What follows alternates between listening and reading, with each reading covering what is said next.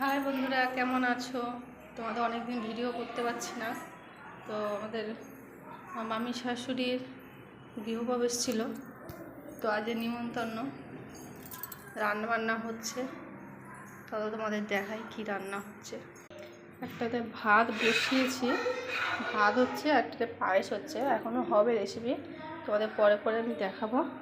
এটাও আলু কেটেছি, আলু ভাজা হবে, তারপরে দই কাতলা হবে, অনেক কিছু হবে, আমি পরে পরে দেখাবো। চলো আগে ঘরগুলো আমি দেখিয়ে দিই।